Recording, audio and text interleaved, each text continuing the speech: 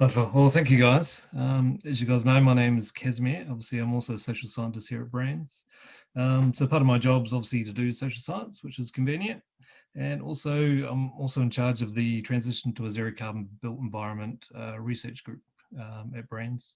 And that forms part of a national research program that extends across multiple universities and companies and industry and government. So climate change within the built environment is obviously a very interesting and important topic at our times. So it's great to be able to be leading that for everyone.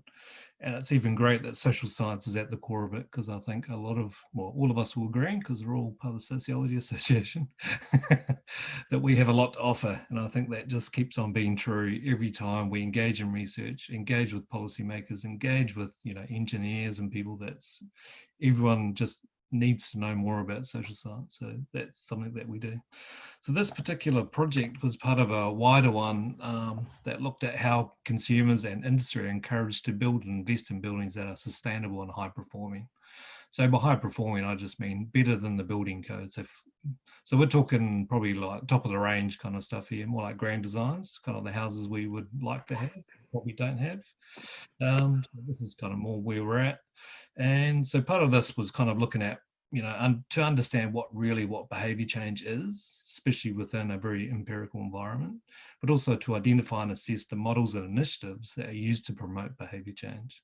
So as part of this, the wonderful Martha Bell, who most of you will probably know, undertook an extensive lit review for me, where we looked at the genealogy of behavior change right from early 1900s right through to basically now, where we charted the development and the very Foucauldian sense of genealogy about how behavior change kind of come into being. And we've got a wonderful report available online soon that kind of fleshes that out. If you're interested, you can follow it up. So this particular part of the study, basically, I was just trying to find an example that kind of could exemplify a lot of these things and try and find out what behavior change means in this particular context. So this particular context, I focus on doing ethnography of the Superhome Movement, which is an industry and consumer initiative that focuses on creating healthy and sustainable high-performance homes. So it's mainly a national group of builders, designers, and architects, but it extends nationally. So it's all over the country, really, but its main home is in Christchurch. So basically for the ethnography, I did kind of two stints, mainly in Christchurch and Auckland. So I really focused on industry tours. So these are the ones where people from industry, these will be architects, designers, builders, policymakers, and others would come and learn about these houses.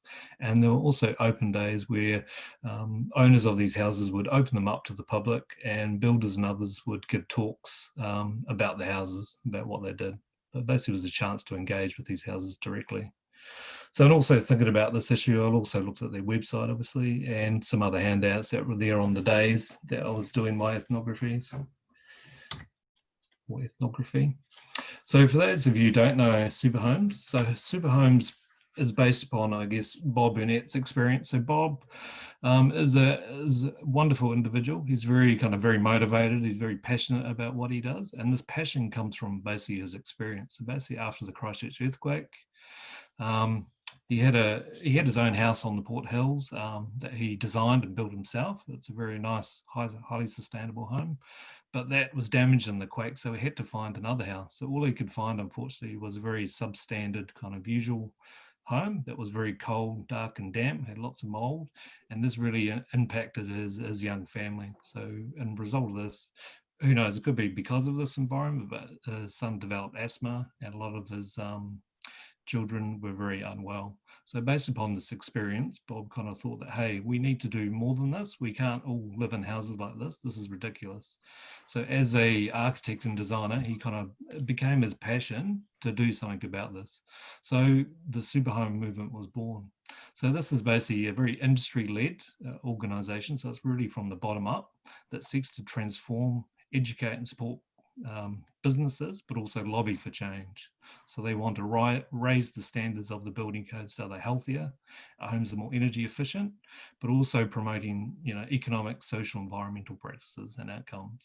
So the drive for him is really, we want warm, dry, healthy homes, and we need to do this so it's better for all New Zealand. So that's what they do. So as I said before, it's a very organic movement. They do a lot of technical workshops. So often at your local might attend, they might have little talks that they'll organise with other trade people. They organise resources that you can find online and other things. They do newsletters and events. So the key events that they do is obviously Superhome tours and things like that. So this is often in conjunction with local, other local businesses, but also local councils. So for example, the one in Christchurch is partly helped run by the Christchurch City Council, especially the sustainability branch with Tony Moore there, and others. So just as a disclaimer, BRANZ also provides money to support this, but only as a sponsor because we want to get the message out. So just in terms of New Zealand's building code, I know you probably think it's bad. This kind of graph shows you how bad.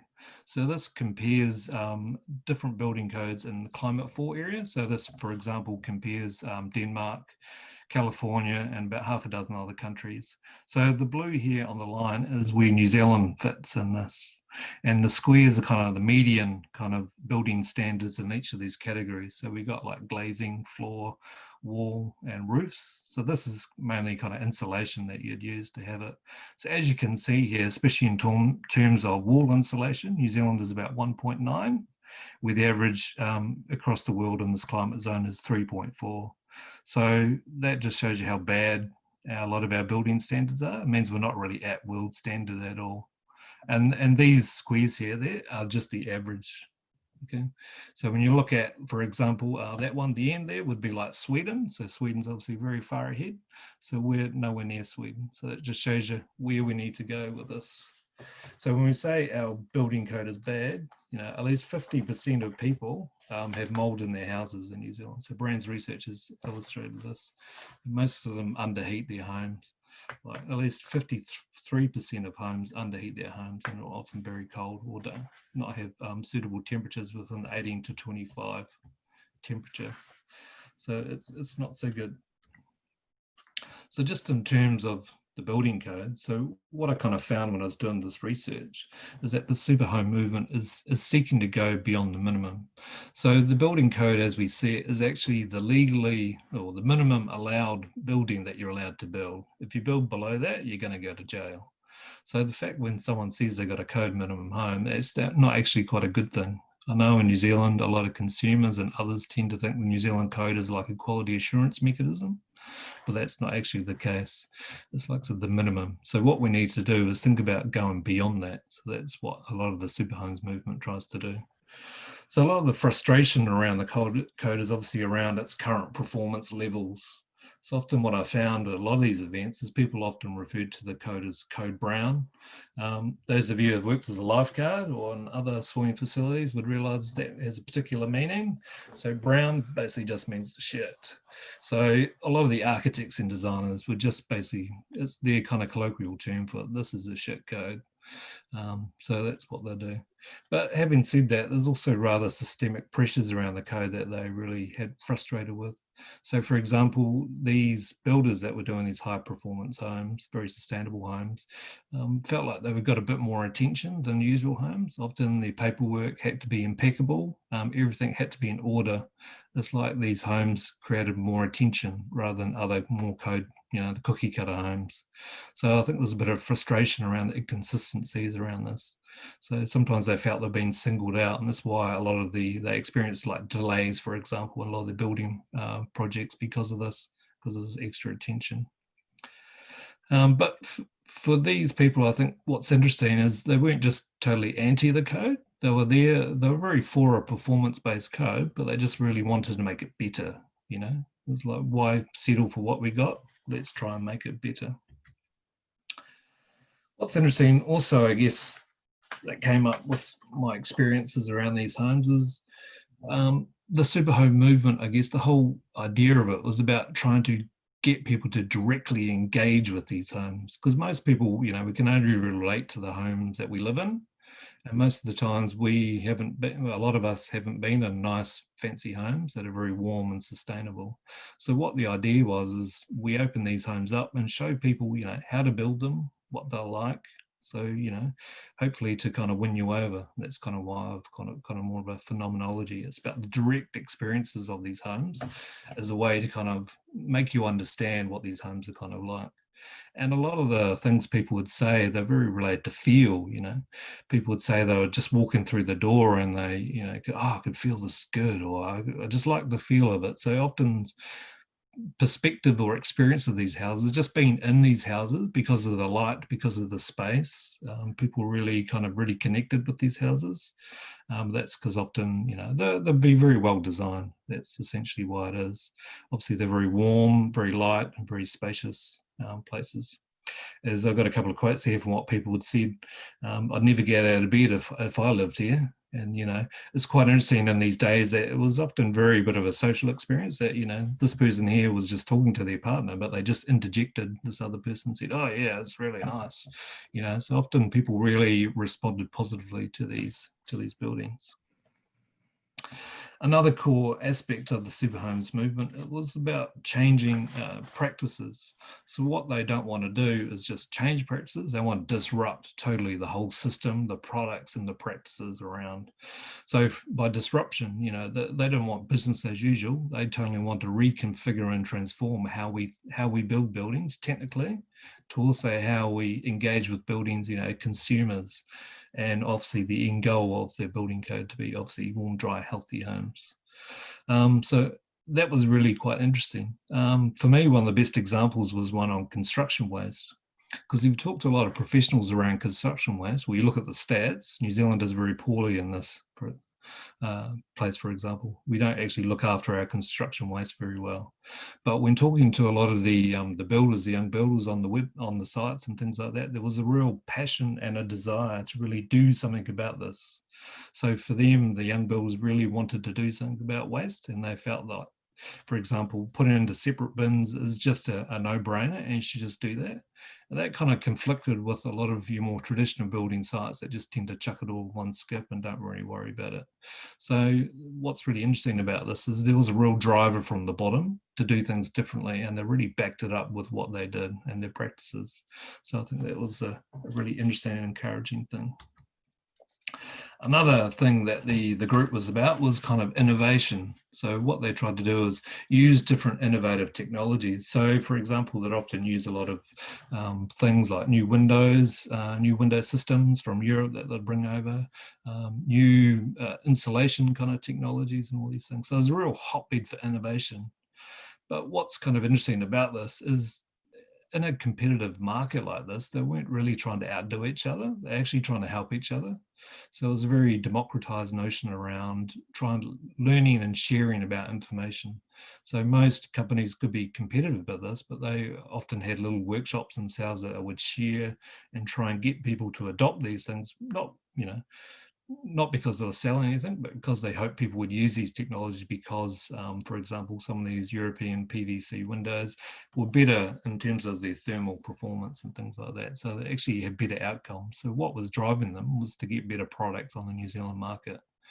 So for these days, particularly the industry and the consumer days, it was about demonstrating about the use of these technologies. So for example, on the industry days, they would often talk about why they made certain design decisions, and people get excited about roof struts and all these things that we probably wouldn't think of. So it was really nice to really peel back the layers of the house and really think about, I guess I'd have kind of open challenge sessions where people could ask questions really openly about, hey, why did you design it that way? Why did you build it this way? And that was really kind of open. But another kind of movement about this was sometimes there was too much innovation. People thought we should just get down to basics. Obviously, some of the houses that you see are very large in terms of their square meterage, but what we kind of know in terms of carbon impact is a house, the larger the size of the house, the larger its carbon impact. So what a lot of these people were trying to say is we just need to build smaller, simple houses. So what they were very conscious of is just trying to get the basics right. Let's just do it simple. Let's focus on the thermal envelope, the insulation, make sure it's airtight, all these things, instead of worrying about, the fancy stone top kitchen benches and all these other things. Let's just get the basics right. That was kind of a key driver for them. So for them, you know, as I said, building performance, which is obviously how a building expresses or how it carries out its functions, that's for them was one of the preeminent kind of things they focused on. So what they're kind of really focusing on is what works and keep it simple. They weren't really trying to complicate things about this. And there's I guess how they kind of thought about it is how people kind of live in it, or how it's building performance, especially its occupation. If people were very happy that it was warm and dry and provided a good environment, that for them was success. They weren't really interested in a lot of these rating tools. Often you might see grand designs, all these things that might have rating tools. You might have heard something like Homestar or LEED or Live and Building Challenge. For these guys, they're not interested in worrying about these rating tools. It might sound good. I should have said that Bob Burnett is actually the first person in New Zealand to ever build a 10-star Homestar house in New Zealand. So that was the best kind of performing house you could probably ever hope in New Zealand. So Bob kind of knows what he's on about. So for these guys, it wasn't about achieving the status of doing all these things. It was just doing a good house for people, which I found really interesting. Another interesting comment that kind of came through with a lot of the days was designing out human behavior. As you would know, as social scientists, when people say designing out human behavior, what the hell do you mean by that? So I've kind of been meditating about what this kind of means, what I think it means. It's kind of around the choice architecture. It's about designers and builders creating, I guess, creating a context in which people's decisions don't kind of factor into it. So it's not that we take out decision making, it's that we have decision making at a different point in time from where we'd traditionally think of behavior change. Now, if we think of like a classic understanding of behavior change, especially in terms of energy efficiency, it's like it's almost after the fact. We get people to change their energy behaviors about how they use things without kind of thinking about, you know, how they use their heat pump and that after the fact. What I think these builders are talking about is we need to integrate or build houses that means that are always at like 18 to 25 degrees, irrespective of how people live in them. So that is kind of the important part. So that's kind of taking the human behavior out. So people, you don't have to do education campaigns and that to think about human behavior. If we're building houses properly, it means people can just live as normal and they don't have to worry about these things. So that was a really interesting concept. So another key thing, obviously, is just engagement. A lot of these days were about just engaging the consumer and introducing them to new ideas. There are a couple of really good examples. So, for example, there's one in Cockle Bay in Auckland that have biophilic design. So that just means that design is kind of mirroring nature in its approach. And obviously it focused on low embodied carbon materials. So for example, we had a lot of wood and all these kind of things. We had another one that was about choice. For them, the house was really about showing what a house could look like if you kind of just kind of know what you're doing and go about it. So in many ways, these tours are about providing a way for the industry and the public to directly engage and educate consumers about what's possible and how we can make a warm, dry, healthy home. So these are very spaces of engagement which to think about. One of the biggest comments we'd often always get is the biggest barrier was cost. You know, people would, if the house was a very beautiful looking house, for example, people often say, oh, geez, I can't afford this. But if it was a very standard, normal looking house, people wouldn't say that. So I think the architecture of the house really made people kind of wonder. So that's one of the comments. So what's kind of interesting about that in the industry days is people would often say that cost's not really a barrier, it's only a little bit more, but when you actually drill down, the cost is quite significant. So for example, the average cost in New Zealand, for example, in Auckland is $1,930 per square metre, where most of the houses we're looking at, the Superhomes tour, were $3,800. One was $2,700 per square metre. And there was even one, this is pretty eye-watering, $10,000 per metre square. This is Jesus. That was a huge house. So yeah, so these, when you actually look at the numbers, these houses are almost beyond the reach of the normal average person. So I think there's a lot of merit that we need to really look at this. Okay, it's nice to have these principles, but this is actually what it costs. There's another one, for example, the one at Littleton that I looked at. It cost just $500,000 just to construct the house, and that was without the land. So with the land cost about $540,000. You do your sums, that's over $1 million. So these are very expensive houses.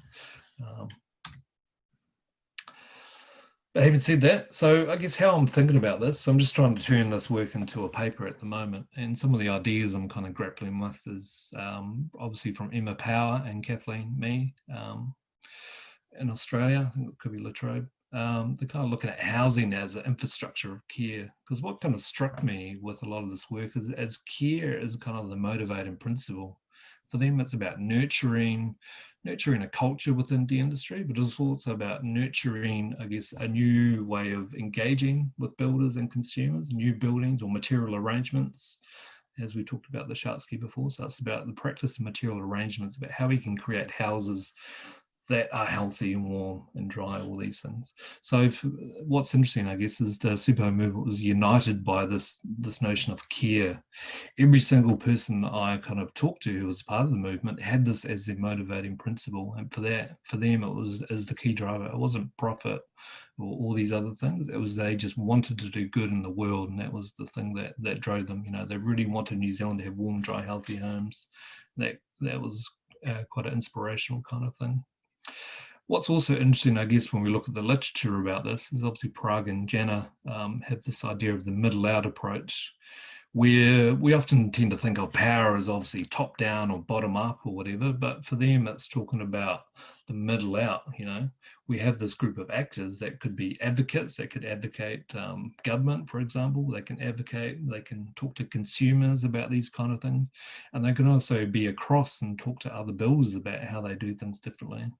So for me, this kind of movement is quite powerful in that respect, and the fact that it's a very powerful way to think about power, and they have a very ability to influence different things from multiple angles, and I think that was one of the interesting things about this. So another, I guess, couple of other things to think about that has come up from the work is obviously greater recognition within industry that buildings are complex socio-technical systems. What's interesting, when I always told people I'm a social scientist, is no one really thought, why are you here?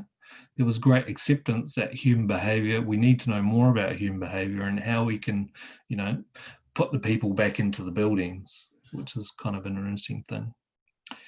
So I guess for me, going back to what Oren said around the Shartsky, you know, it's around the practice material arrangement. You know, it's about human and non-human actors, and how they kind of reconfigure relations with each other. That for me is a very kind of strong theme about this, about how especially, you know, internal environments and external and practices kind of merge between this kind of conglomerate or assemblage of things to create a house. Because we tend to think of a house as just something, but when you actually peel back the layers and look at it, I guess sociologically, it's a very kind of complex and very technical thing to look at, and it tells a very interesting story.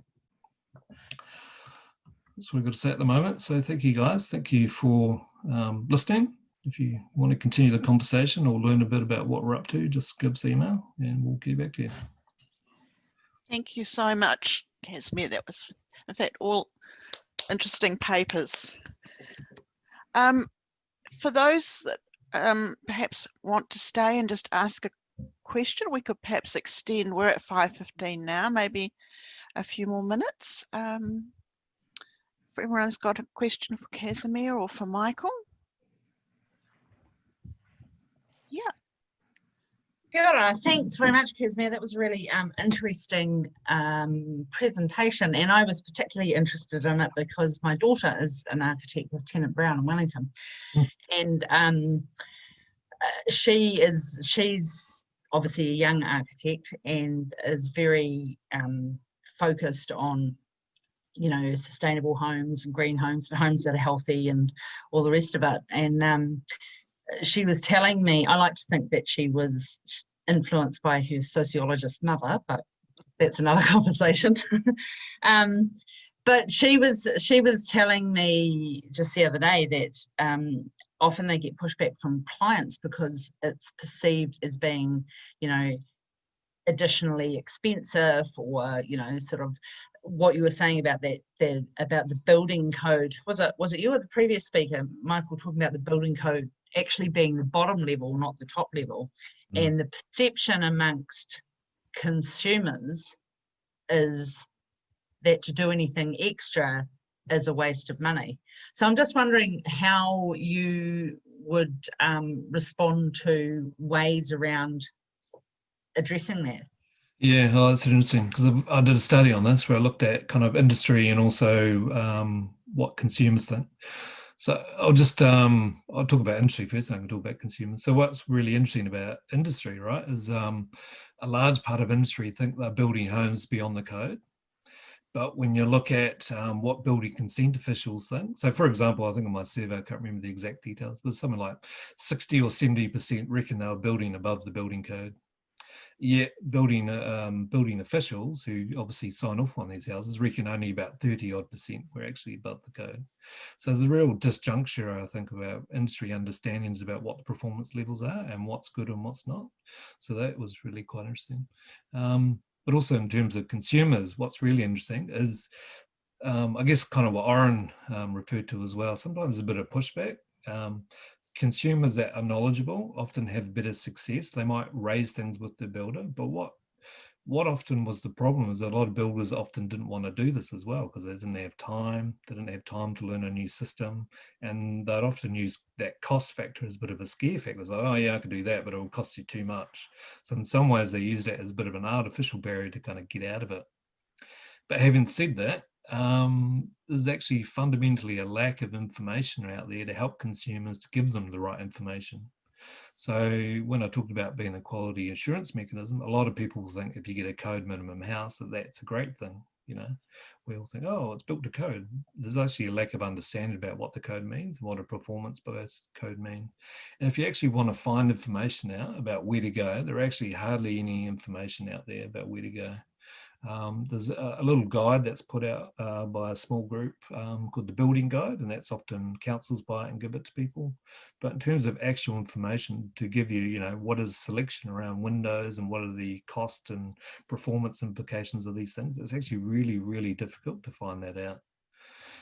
So I think there's a lot that needs to be done on this, and that's, I guess, what we've been trying to do, create some resources for consumers. And also within industry, trying to create more support in industry so they can have that discussion and provide a range of options. But ultimately, the main driver, or especially in industry, is that they said they won't do anything until it's regulated. So that came time and time again. So I guess the good thing is with the building for climate change and the new regulations coming in, that a lot of these builders are going to be forced to do so. Just a bit of history, in case you guys are interested. The fact that we even had double glazed windows in our building code is actually a political decision. So the Green Party actually wouldn't sign off on some things until they included this in the building code. And the government at the time, I can't remember who it was, essentially conceded that they had to, basically did. Jeanette Fitzsimons wouldn't budge until they did it. So again, we got to question, I guess, the motivations of the regulators as well. You know, do they have the best interests at heart? And that's why I think it's really interesting. You got a group of builders who, irrespective of all these things, just want to help people out and do things, and they'll try and find a way to help people do these things. So, for example, they will give people information and they will have honest discussions about what is the best options in that. So I think trying to find knowledge, I think, is one of the hardest things. But we got a bit of an industry that's living in a bit of fantasy land at the moment. Everall. I just want to, I don't know if this is a question or a comment really, but when I think about housing and our law and policy around housing, it just infuriates me, the politicians. I don't think our politicians are actually, they've got too much vested interest in the housing market as it is. I think about 100 of the 100, you know, at one stage I saw a figure that about 100 out of 120 MPs owned more than one house. So, you know, they are not the people to actually change our system. But anyway, but I was also thinking about, you know, this is all the kind of the people who can afford to build new houses. And going back to Grand Designs, I feel like Grand Designs New Zealand really misses the boat on educating us about sustainability, because it always disappoints me how little is ever said. Nothing. Episode after episode, nothing about the glazing, solar stuff, decisions that people are making. It's all about aesthetics and architecture and none of that stuff, which you do see in the British program. And I think that's a really bad lost opportunity. And I think the Superhome people could start hassling Chris Moller or whatever his name is. Yeah, no, it's funny.